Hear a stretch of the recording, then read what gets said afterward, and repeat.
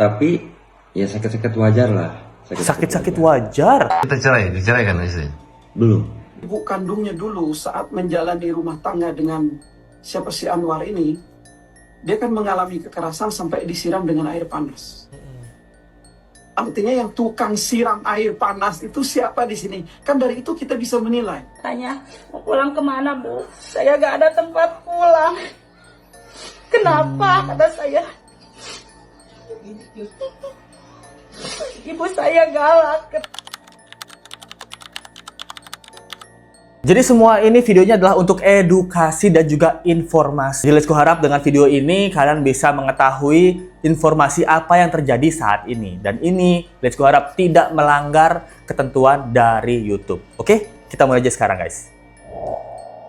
Semua rumor ditepis. Ibu teman dari adik ini bilang dia kasihan dia nggak punya rumah buat pulang. Sedih banget guys. Jadi kelanjutan kasus ini masih kembali ya. Kemarin bahwa Farhad Abbas bersiap untuk menjadi kuasa hukum dari ayahnya Nizam kalau diperlukan, dan akhirnya sekarang dia udah mewawancarai sama ayahnya. Itu akankah dia menjadi kuasa hukum resmi dalam kasus ini? Waduh. Dan juga kemarin saksi-saksi baru juga keluar, yaitu ibu teman dari Nizam ya gitu, menceritakan bahwa sebenarnya dia ini adiknya ini baik, santun banget gitu. Tidak seperti yang dibilang sama ibu tirinya bahwa dia adalah anak yang nggak santun, kurang ajar gitu dan lain-lain. Oke, ini semakin banyak pihak-pihak dari kuasa hukum membela si tersangka, si ibu tiri ini mengatakan bahwa memang ibu tirinya bukanlah pelaku sebenarnya. Apa yang terjadi nih guys? Terus kenapa ada tuduhan katanya mau biar aja mati atau segala macam, itu maksudnya apa kok? Itu gini, kebetulan saya waktu itu lagi tidak ada pegangan bang ya. Saya mencoba menghubungi ibu kandungnya, siapa tahu dia bisa membantu. Dan ternyata jawaban dia sangat tidak respect, dan akhirnya saya menyimpulkan kalau ibu kandungnya itu tidak menyayangi anak saya. Dan memang sengaja saya membuat chat itu agar ibunya sakit membaca chat itu dari saya. Padahal yang aslinya anak saya obatin gitu. Oh gitu ceritanya guys. Jadi kenapa kemarin kita sempat dengar bahwa ibunya ini dibilang sudah meninggoy ya ke si Nizamnya dari bapaknya, itu karena bapaknya Nizam tuh sakit hati. Karena pernah dia minta, nggak ada duit kan gitu, minta sama ibu kandungnya gitu. Tapi ternyata ibu kandungnya juga nggak ngasih, jadi dia sakit hati, jadi dia mengarang cerita. Itu ibumu udah nggak ada di dunia ini, udah nggak sayang sama kamu. Dia menyimpulkan bahwa si ibu kandungnya udah nggak sayang sama si anaknya. Jadi dia buat cerita bahwa ibunya ini udah meninggal dunia gitu. Jadi memang bapaknya Nizam ini kalau kalian cari-cari dan itu udah jabarin berbagai pernyataannya ya. Yang pertama dia emang sering bohong guys. Maksudnya, tapi dia mengakui ya, saya ini bohong, dulu saya nikah 6 kali, tapi kalau sama teman-teman saya bilang 12 kali biar kelihatan laku aja saya gitu. Yang kedua dia bilang ya saya bohong sama anak saya karena saya ngerasa mantan istri saya nggak sayang sama anak saya, jadi saya nggak mau mantan istri saya tuh sama anak saya lagi, ya saya bilang dia meninggoy gitu. Nah jadi kan, ini kan seperti sedikit buah si malakama Pak ya. Jadinya dari pernyataan Bapak ini yang mana yang bohong, yang mana yang enggak. Nah, jadi itu membuat keraguan baru di netizen. Tapi respect sama bapaknya, kalau dia bohong dia bilang dia bohong, kalau dia jujur dia nggak tahu dia jujur apa nggak. Nggak tahu juga ya gitu. Yang jelas kalau dia bohong dia cerita ini bohong gitu. Saya memang anak saya waktu itu lagi sakit bang, lagi sakit panas. Ya. Tapi ya sakit-sakit wajar lah. Sakit-sakit wajar. Sebelum saya tinggal ke Sukabumi, itu anak saya dalam kondisi baik-baik aja. Berapa lama tinggal tiba-tiba? 30 jaman. Dapat kabar anak itu sekarat itu dari mana? Ibu, ya istri saya. Jam 11 malam istri saya nelpon. Raja, badannya sakit panas. Saking panasnya badan Raja, kalau naruh telur pun bisa matang katanya gitu. Pertama saya lihat luka di sini bang. Pas saya buka, luka di tangan, luka di sini. Saya nangis. Kamu ada feeling bahwa ini pasti kelakuan ibunya? Yakin, kalau hati yakin. Tapi udah tahu kelakuan istrimu itu kan? Tapi berarti kita diceraikan istri? Belum. Proses cerai? Belum. Nanti aja kita lihat. Masih cinta? Enggak. Enggak. Jadi biar dia nggak bisa nikah lagi sama orang juga, tersiksa seumur hidup sih dia. Ya nggak usah cerai lah. Iya, kalau udah peak. Dia udah bunuh anakmu ya berarti cerai. Iya. Kalau udah peak nanti masuk. Masa punya istri pembunuh? Iya.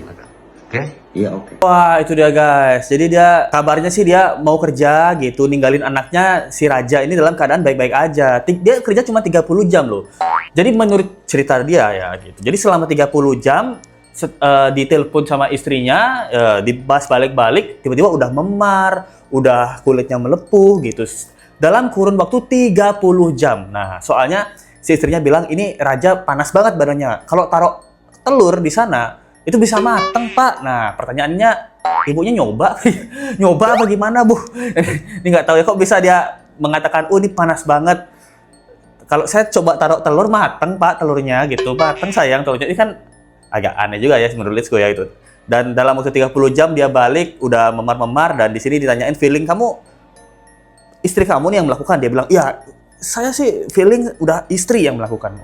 Tapi kenapa hari itu juga nggak dibawa ke rumah sakit kalau melihat keadaan anak yang sangat-sangat menderita begitu? Karena sih alasannya capek gitu, nggak ada waktu jadi tidur dulu gitu. Dan ditanya apakah udah cerai, sampai sekarang belum. Karena kalau cerai saya nggak mau dia nikah sama orang lain. Soalnya nanti kalau dia nikah, dia melakukan hal yang sama ke suami orang gitu atau ke anak tiri yang lain gitu. Jadi saya mungkin dia menyelamatkan, dia menyegel seorang Dajjal, menyegel seorang bun-bun penyiksa supaya tidak kabur dan melakukan hal yang tersebut terhadap orang lain. Wis. Dermawannya nggak bapaknya? Menurut dia, nah. Kalau disuruh minum air yang mendidih itu kan tidak ada sampai sekarang yang muncul faktanya ya. Atau apa buktinya. Begitu juga ibu tirinya kan menyangkal itu gitu.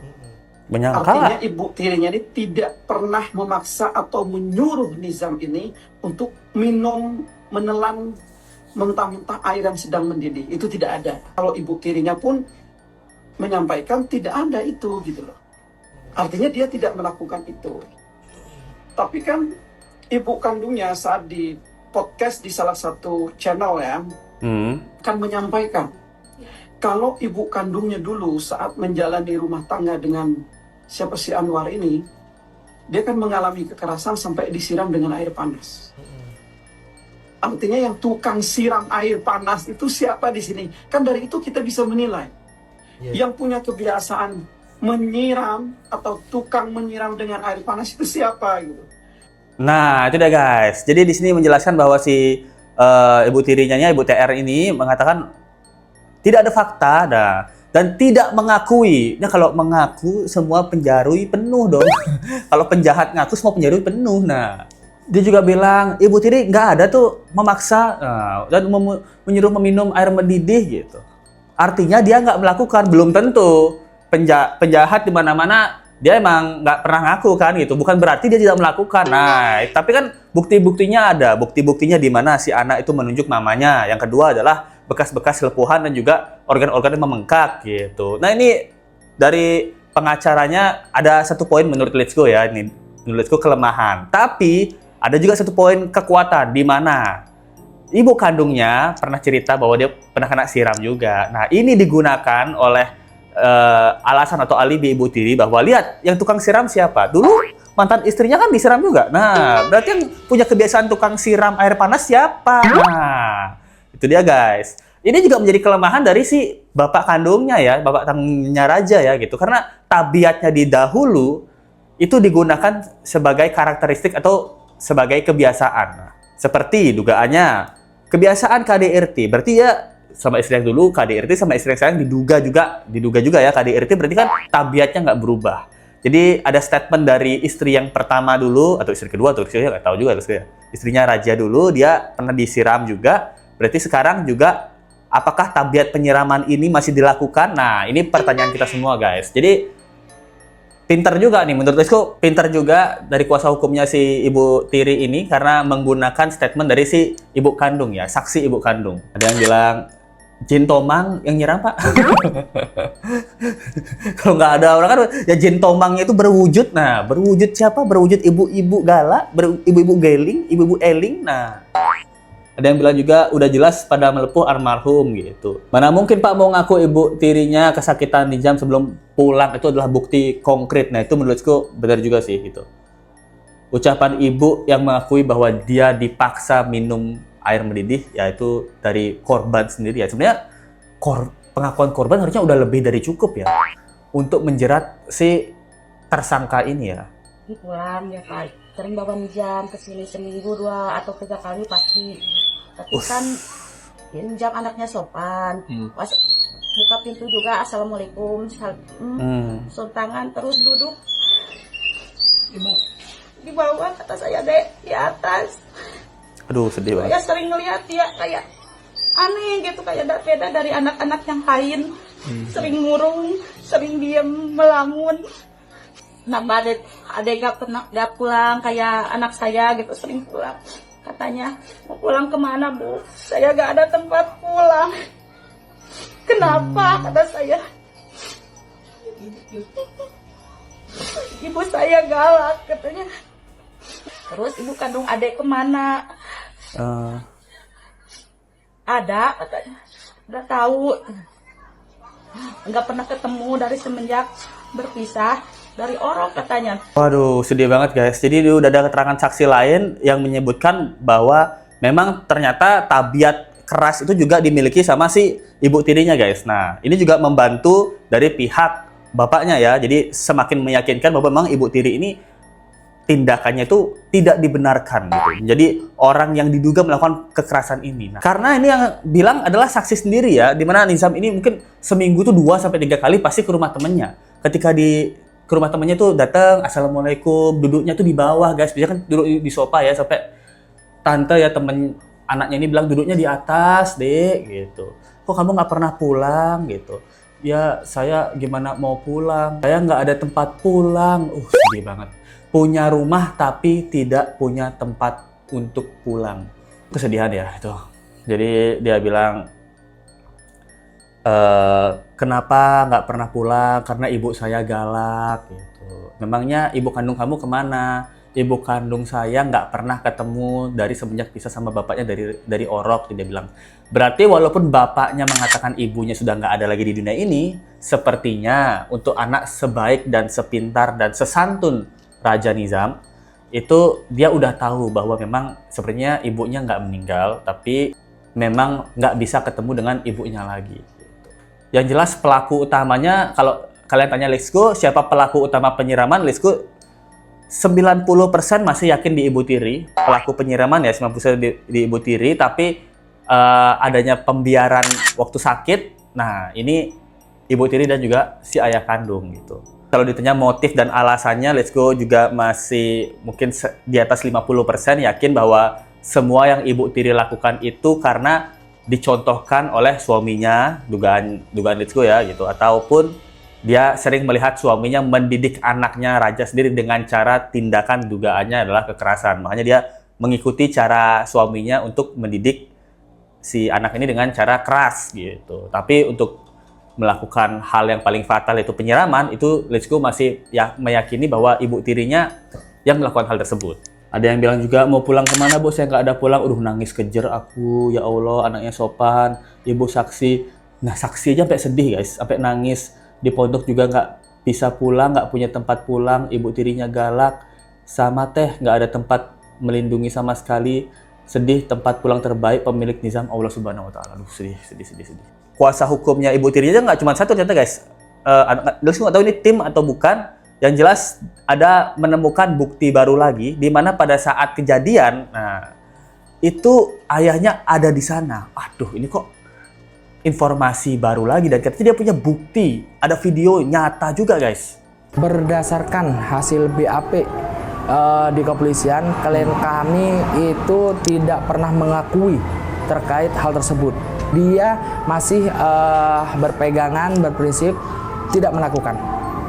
Saat ini kami menemukan informasi baru terkait dengan peristiwa dugaan adanya pemukulan yang dilakukan oleh ayah TR. Sebelum menceritakan terkait hal tersebut, kami menyampaikan terlebih dahulu bahwasanya di dalam rumah tempat tinggal TR dan almarhum itu berada di rumah ayah TR, yang dimana di dalam rumah tersebut itu ada ayah TR dan TR beserta suaminya yaitu si pelapor, dan yang ketiga itu ada almarhum atau korban. Sebelum pemberangkatan ke rumah sakit bahwa ada semacam pemukulan atau penganiayaan dari bapak korban terhadap korban. Waduh. Itu sebelum berangkat ke rumah sakit. Hanya tetapi itu dilerai atau dihalangi oleh ibu tirinya yaitu TR gitu kan. Sehingga apa yang disudutkan kepada TR ini itu benar-benar berita yang sangat tidak bisa dipercaya. Nah, tinggal bagaimana pihak kepolisian atau dalam hal ini penegak hukum bagaimana mengungkap persoalan ini atau kasus ini seterang-terangnya supaya yang melakukan tindak pidana itu bisa dapat dijerat juga secara hukum.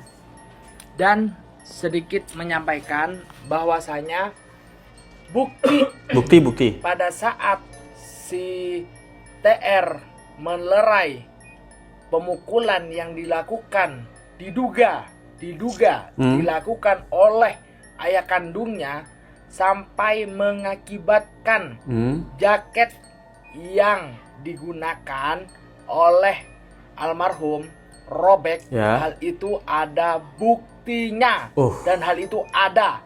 Sekian, terima kasih. Assalamualaikum warahmatullahi wabarakatuh. Waduh, itu dah guys. Jadi dari pihak kuasa hukum TR ya, ibu tirinya gitu, TR tiri gitu. Jadi dia tetap berpegangan bahwa dia tidak melakukan hal tersebut, dan bahkan katanya di dalam hari ya, di hari kejadian tersebut 3 orang, yaitu si ibu TR, si adik Raja sama si ayahnya. Belum keberangkatan ke rumah sakit, katanya si adik Raja ini sempat tanda kutip dugaannya digebuk lagi guys, gitu, digebuk lagi. Tapi itu semua dilerai katanya sama si istrinya, sama si ibu TR ini gitu. Dan dia mengajak untuk pihak kepolisian, tolong dong, ini ada bukti baru, tolong diselidiki lagi. Mungkin maksudnya selidiki lagi si suaminya ini. Dan katanya ada jaket dari adik Raja ini yang robek gitu. Itu akibat dari kekerasan yang dilakukan sama ibunya yang diduga sama bapaknya gitu. Dari statement si ibu tirinya gitu. Dan itu semua ada buktinya. Nah, ini buktinya tuh berupa video kah, berupa rekaman kah? Nah, ya. Seperti yang kita duga, ini semua kayak bertiga ini sama aja semuanya, guys. Tapi pertanyaan let's go ya, ini pertanyaan let's go ya. Kalau kalian pikir ya, sebelum adik ini meninggal dunia, itu kan berarti ada tanda kutip yang pertama penyiraman. Nah, kalau terbukti benar, waktu berangkat itu juga ada tanda kutip penganiayaan, apakah bapaknya ini bisa termaksud dalam dugaannya ya gitu? Kalau memang bapaknya ini diduga terlibat dan juga bisa dibuktikan, apakah bapaknya ini juga termaksud dalam tersangka dalam kasus ini? Nah, karena misalnya nih kita contoh aja ya. Misalnya ibunya yang nyiram. Kan ibunya nyiram nih, udah sakit, terus mau dibawa ke rumah sakit sama bapaknya sama ibunya. Tapi sebelum berangkat ke rumah sakit, digebuk dulu. Nah, dugaannya ya kan, menurut mereka, digebuk dulu. Nah, berarti kan ada kekerasan lagi kan? Setelah di rumah sakit, si anak ini belum menghembuskan napas terakhir. Nah, setelah menghembuskan napas terakhir, diotopsi, dicari penyebab-penyebabnya, yaitu organ bengkak dan kulit melepuh. Nah, berarti kalaupun terbukti bapaknya sebelum menghembuskan napas berakhir itu sempat juga tanda kutip ikut gebuk, apakah bapaknya termaksud bekerja sama dengan si ibu TR ini dalam hilangnya nyawa Raja Nizam ini? Nah, itu pertanyaan let's go ya gitu. Kalian ngerti maksudnya itu kan? Nah, menurut kalian nih guys, gimana nih guys? Yang jelas yang paling aman di sini ya ibu kandung. Mungkin ibu kandung akan dilaporkan secara sama Farhad Abbas mengenai pencemaran nama baik dan tuduhan palsu kalau tidak terbukti. Tapi yang berbahaya yaitu si bapaknya dan juga si ibu tirinya. Ibu tirinya menurut itu udah harus pasti ditahan. Si bapaknya ini nih, 50-50 nih. Dia akan ditahan juga kalau ada penyelidikan dan terbukti atau enggak. Nah, itu pertanyaan let's go ya. Itu dia update mengenai kasus kali ini. Gimana pendapat kalian guys tentang kasus kali ini? Tulis di kolom komen. Kalau kalian ingin support let's go lebih, ada link saweria di bawah atau dari Super Tank aja guys. Kita ketemu lagi di video berikutnya, sampai jumpa lagi. Bye.